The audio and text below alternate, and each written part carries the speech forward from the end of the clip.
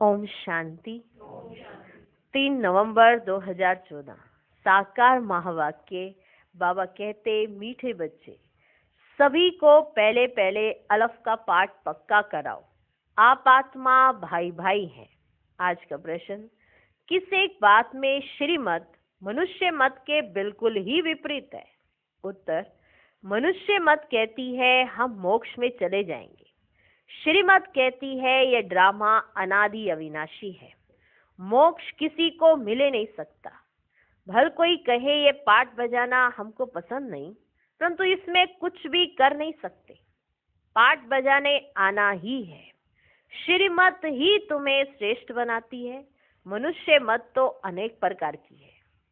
ओम शांति। अभी यह तो बच्चे जानते हैं कि हम बाबा के सामने बैठे हैं। बाप भी जानते हैं बच्चे हमारे सामने बैठे हैं। यह भी तुम बच्चे जानते हो बाप हमें शिक्षा देते हैं जो फिर औरों को देनी है। पहले पहले तो बाप का ही परिचय देना है, क्योंकि सभी बाप को और बाप की शिक्षा को भूले हुए हैं। अभी जो बाप पढ़ाते हैं ये पढ़ाई फिर 5000 वर्ष बाद मिलेगी। ये ज्ञान और कोई को है नहीं। मुख्य हुआ बाप का परिचय, फिर यह सब समझाना है। हम सब भाई भाई हैं। सारी दुनिया की जो सभी आत्माएं हैं सब आपस में भाई भाई हैं।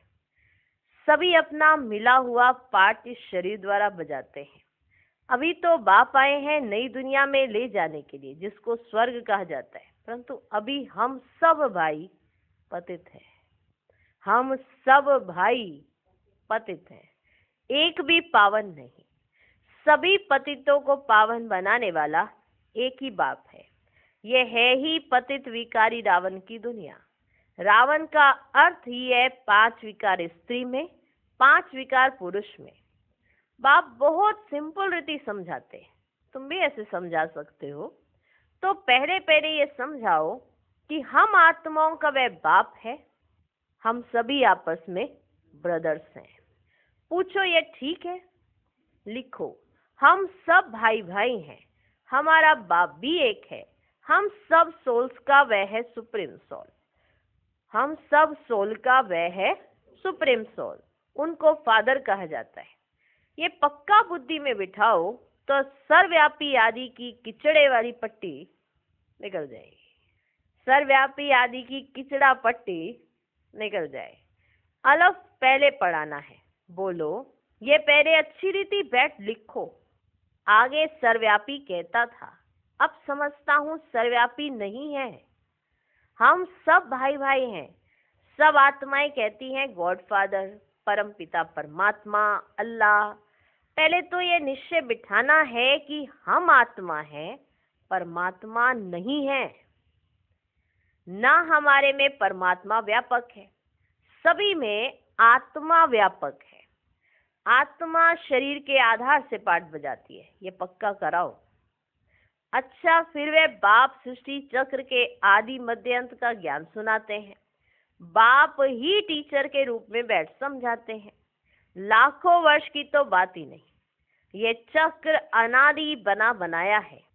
इक्वल कैसे है इसको जानना पड़े। सत्युग त्रेता पास्ट हुआ, नोट करो।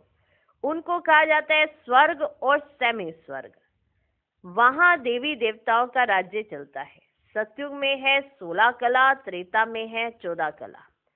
सतयुग का प्रभाव बहुत भारी है। नाम ही है स्वर्ग, हेवन। नई दुनिया सतयुग को कहा जाता है। उसकी ही महिमा करनी है। नई दुनिया में है ही एक आदि सनातन देवी देवता धर्म। चित्र भी तुम्हारे पास है निश्चय कराने के लिए। यह सृष्टि का चक्र फिरता रहता है। इस कल्प की आयु ही 5000 वर्ष की है। अब सूर्यवंशी चंद्रवंशी तो बुद्धि में बैठा। विष्णुपुरी ही बदल राम सीतापुरी बनती है। उनकी भी डायनेस्टी चलती है ना। 2 युग पास्ट हुआ, फिर आता है द्वापर युग। रावण का राज्य। देवताएं वाम मार्ग में चले जाते हैं तो विकार का सिस्टम बन जाता है। सतयुग त्रेता में सभी निर्विकारी रहते हैं। एक आदि सनातन देवी देवता धर्म रहता है। चित्र भी दिखाना है, ओरली भी समझाना है। बाप हमको टीचर होकर ऐसे पढ़ाते हैं। बाप अपना परिचय खुद ही आकर देते हैं। खुद कहते हैं मैं आता हूँ पतितों को पावन बनाने के लिए, तो मुझे शरीर जरूर चाहिए, नहीं तो बात कैसे करूं। मैं चैतन्य हूँ, सत्य हूँ और अमर हूँ। मैं चैतन्य हूँ, सत्य हूँ और अमर हूँ। सतो रजो तमो में आत्मा आती है। आत्मा ही पतित, आत्मा ही पावन बनती है। आत्मा में ही सब संस्कार है। पास्ट के कर्म व विकर्म का संस्कार आत्मा ले आती है। सत्युग में तो विकर्म होता नहीं, कर्म करते हैं, पाठ बजाते हैं, परंतु एक कर्म अकर्म बन जाता है। गीता में भी अक्षर है। अभी तुम प्रैक्टिकल में समझ रहे हो, जानते हो बाबा आया हुआ है पुरानी दुनिया को बदल नई दुनिया बनाने। जहाँ कर्म अकर्म हो जाते हैं उनको ही सत्युग कहा जाता है, और यहाँ फिर यह कर्म विकर्म ही होते हैं जिसको कलयुग कहा जाता है। तुम अभी संगम पर हो। बाबा दोनों ही तरफ की बात सुनाते हैं, दोनों ही तरफ की बात सुनाते हैं, सतयुग और कलयुग की। एक एक बात अच्छी रीति समझें, बाप टीचर ने क्या समझाया। अच्छा, बाकी है गुरु का कर्तव्य। उनको बुलाया ही है कि आकर हम पतितों को पावन बनाओ। आत्मा पावन बनती है, फिर शरीर भी पावन मिलता है। जैसे सोना वैसे जेवर भी बनता है। 24 कैरेट का सोना लेंगे और खाद नहीं डालेंगे तो जेवर भी तो ऐसा सत्व प्रधान ही बनेगा। 24 कैरेट सोना और उसमें खाद नहीं डाली तो जेवर कैसा बनेगा? सत्व प्रधान। अलाए डालने से फिर तमो प्रधान बन पड़ता है, क्योंकि खाद पड़ती है ना। पहले भारत 24 कैरेट पक्के सोने की चिड़िया था, अर्थात सत्व प्रधान नई दुनिया थी, फिर अब तमो प्रधान है। पहले प्योर सोना है, नई दुनिया पवित्र, पुरानी दुनिया अपवित्र, खाद पड़ती जाती है। ये बाप ही समझाते हैं और कोई मनुष्य गुरु लोग नहीं जानते। बुलाते हैं आकर पावन बनाओ। सतगुरु का काम है वानप्रस्थ अवस्था में मनुष्यों को ग्रस्त से किनारा कराना। सतगुरु का काम है वानप्रस्थ अवस्था में मनुष्यों को ग्रस्त से किनारा कराना। तो ये सारी नॉलेज ड्रामा प्लान अनुसार बाप ही आकर देते हैं। वह है मनुष्य सृष्टि का बीज रूप, वही सारे वृक्ष की नॉलेज समझाते हैं। शिव बाबा का नाम सदैव शिव ही है। बाकी आत्माएं सब आती हैं पाठ बजाने, तो भिन्न भिन्न नाम धराती हैं। बाप को बुलाते हैं परंतु उन्हें जानते ही नहीं कि वह कैसे भाग्यशाली रथ में आते हैं तुमको पावन दुनिया में ले जाने। तो बाप समझाते हैं, मैं इनके तन में आता हूँ जो बहुत जन्मों के अंत में है। पूरा 84 जन्म लेते हैं। राजाओं का राजा बनाने के लिए इस भाग्यशाली रथ में प्रवेश करना होता है। पहले नंबर में है ना श्री कृष्ण, वह है नई दुनिया का मालिक। फिर वही नीचे उतरते हैं, सूर्यवंशी, चंद्रवंशी, फिर वैश्य, शूद्रवंशी और फिर ब्रह्मावंशी बनते हैं। गोल्डन से सिल्वर, सिल्वर से कॉपर, कॉपर से आयरन, फिर तुम आयरन से गोल्डन बन रहे हो। बाप कहते हैं मुझ एक अपने बाप को याद करो जिसमें मैंने प्रवेश किया है। इनकी आत्मा में तो जरा भी ये नॉलेज नहीं थी, इनमें मैं प्रवेश करता हूँ, इसलिए इनको भाग्यशाली रथ कहा जाता है। खुद कहते हैं मैं इनके बहुत जन्मों के अंत में आता हूँ। गीता में अक्षर एक्यूरेट है। गीता को ही सर्वशास्त्रमयी शिरोमणि कहा जाता है। इस संगम युग पर ही बाप आकर ब्राह्मण कुल और देवी देवता कुल की स्थापना करते हैं। औरों का तो सबको मालूम है ही कि बाकी सब धर्म कैसे स्थापित होते हैं। इनका तो कोई को पता ही नहीं है कि ब्राह्मण धर्म और देवी देवता धर्म कैसे स्थापित होता है, ये किसी को पता ही नहीं है। बाकी सबका सबको पता है। बहुत जन्मों के अंत में अर्थात संगम युग पर ही बाप आते हैं। बाप कहते हैं मैं बीज रूप हूँ, मैं बीज रूप हूँ। श्री कृष्ण तो है सतयुग का रहवासी, उनको दूसरी जगह तो कोई देख ना सके।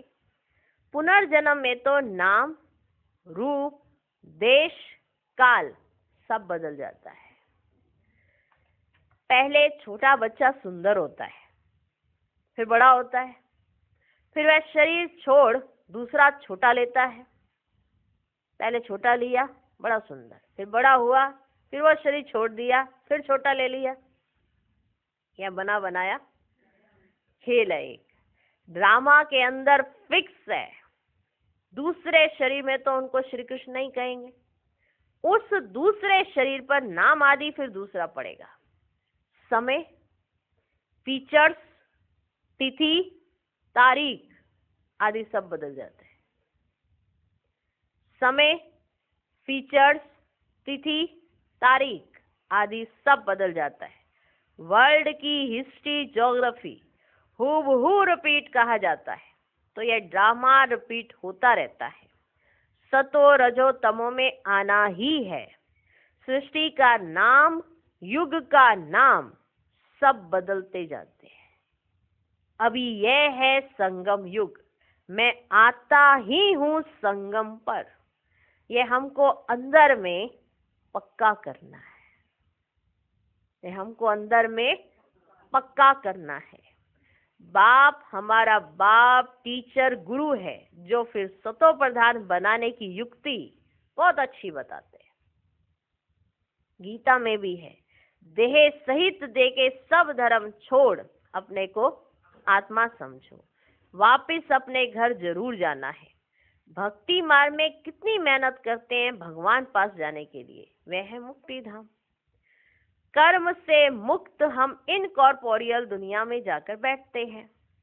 पाठधारी घर गया तो पाठ से मुक्त हुआ।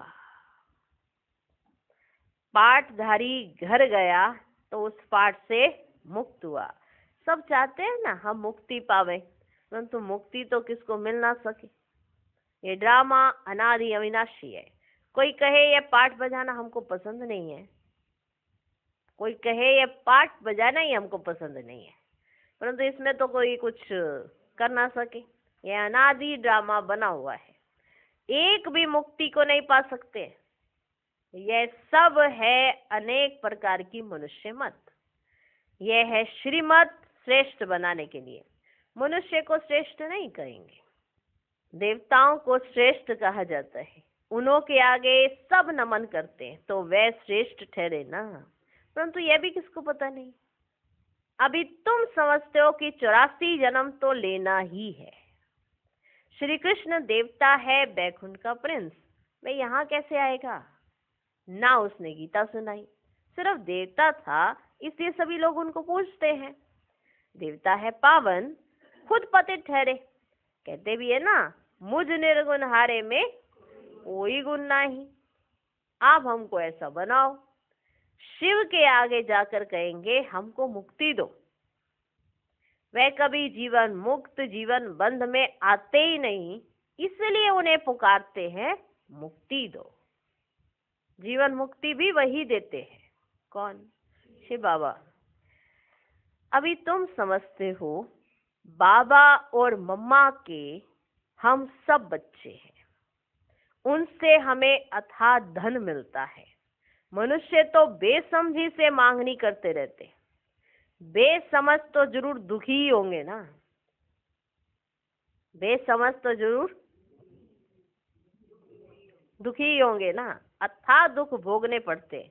तो ये सब बातें बच्चों की बुद्धि में आनी चाहिए। बच्चों को ये सब बातें अपनी बुद्धि में रखनी है।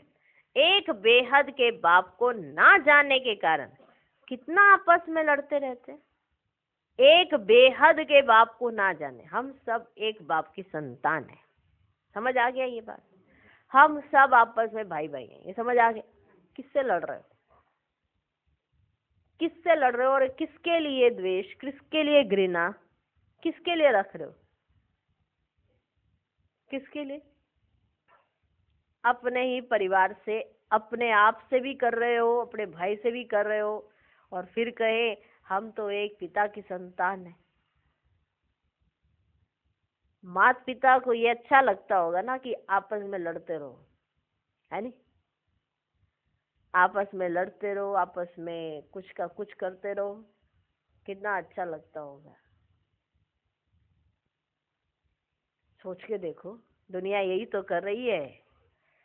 एक बेहद के बाप को ना जानने के कारण कितना आपस में लड़ते रहते, आरफन बन पड़े हैं।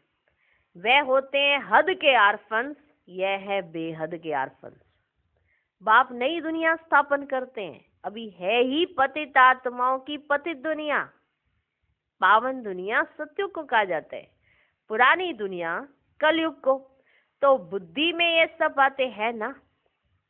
पुरानी दुनिया का विनाश हो जाएगा, फिर नई दुनिया में ट्रांसफर हो जाएंगे। अभी हम टेम्परेरी संगम युग पर खड़े हैं। पुरानी दुनिया से नहीं बन रही है, नई दुनिया का भी पता है। तुम्हारी बुद्धि अब नई दुनिया में जानी चाहिए। उठते बैठते यही बुद्धि में रहे कि हम पढ़ाई पढ़ रहे हैं, कि हम पढ़ाई पढ़ रहे हैं, बाप हमको पढ़ाते हैं। एक कॉलेज में, एक यूनिवर्सिटी में या एक हॉस्टल में कितने सारे बच्चे होते हैं ना। सब क्या कर रहे हैं?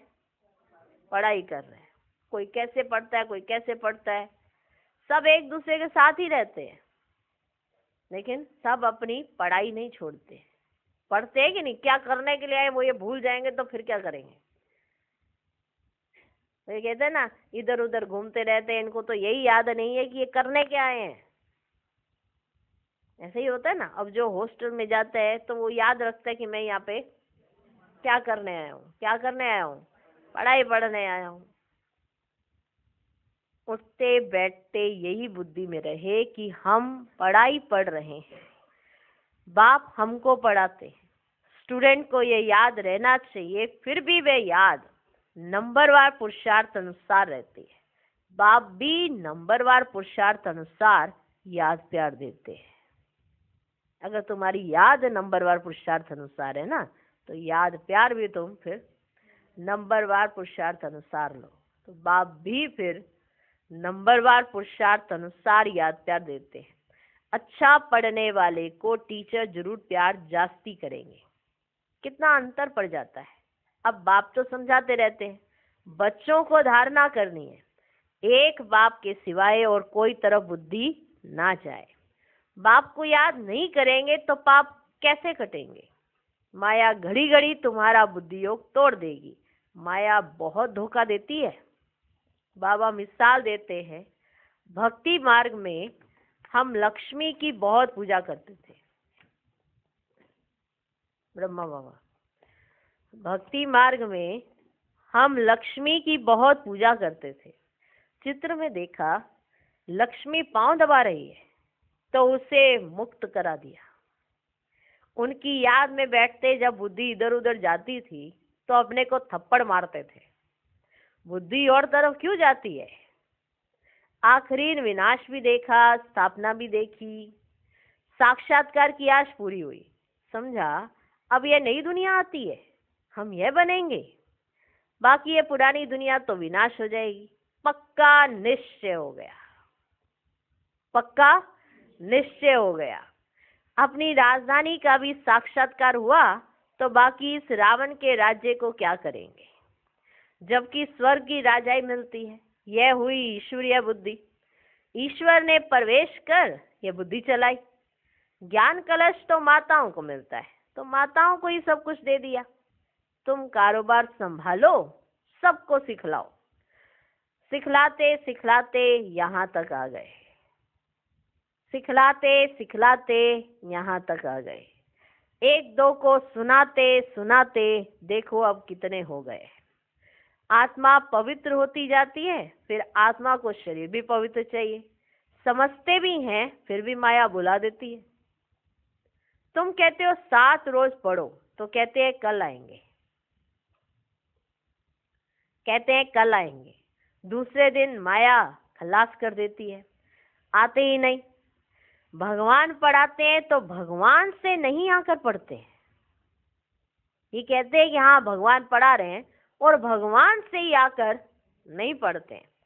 कहते भी हैं हाँ जरूर आएंगे, परंतु माया उड़ा देती है, रेगुलर होने नहीं देती है। कि रेगुलर वो आकर पढ़े वो होने नहीं देती है। जिन्होंने कल्प पहले पुरुषार्थ किया वे जरूर करेंगे, और कोई हट्टी तो है नहीं, और कोई जगह तो है नहीं। तुम पुरुषार्थ बहुत करते हो, बड़े बड़े म्यूजियम बनाते हो। जिन्होंने कल्प पहले समझा है वही समझेंगे। विनाश होना है, स्थापना भी होती जाती है। आत्मा पढ़कर फर्स्ट क्लास शरीर लेगी। एम ऑब्जेक्ट तो यह है ना, ये याद क्यों नहीं पढ़ना चाहिए? अभी हम नई दुनिया में जाते हैं अपने पुरुषार्थ अनुसार। अच्छा, मीठे मीठे सिकिलधे बच्चों प्रति माता पिता बाप दादा का याद प्यार और गुड मॉर्निंग। रूहानी बाप की रूहानी बच्चों को नमस्ते। हम रूहानी बच्चों की भी रूहानी बाप को नमस्ते नमस्ते नमस्ते। Good morning good morning good morning. धारणा के लिए मुख्य सार। पहला पॉइंट, बुद्धि में सदा याद रहे कि अभी हम थोड़े समय के लिए संगम युग पर बैठे हैं। पुरानी दुनिया विनाश होगी तो हम नई दुनिया में ट्रांसफर हो जाएंगे, इसलिए इससे बुद्धि योग निकाल देना है। दूसरा पॉइंट, सभी आत्माओं को बाप का परिचय दे, कर्म अकर्म विकर्म की गुह्य गति सुनानी है। पहले अलफ का ही पाठ पक्का कराना है। आज का वरदान, सर्व खजानों से संपन्न बन, निरंतर सेवा करने वाले अखुट अखंड महादानी भव। बाप दादा ने संगम युग पर सभी बच्चों को अटल अखंड का वरदान दिया है। जो इस वरदान को जीवन में धारण कर अखंड महादानी अर्थात निरंतर सहज सेवाधारी बनते हैं, वे नंबर 1 बन जाते हैं। द्वापर से भक्त आत्माएं भी दानी बनती हैं, लेकिन अखुट खजानों के दानी नहीं बन सकती। विनाशी खजाने या वस्तु के दानी बनते हैं, लेकिन आप दाता के बच्चे जो सर्व खजानों से संपन्न हो, वे एक सेकंड भी दान देने के बिना रह नहीं सकते।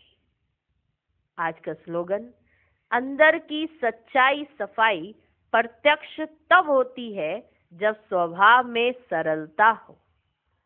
ओम शांति।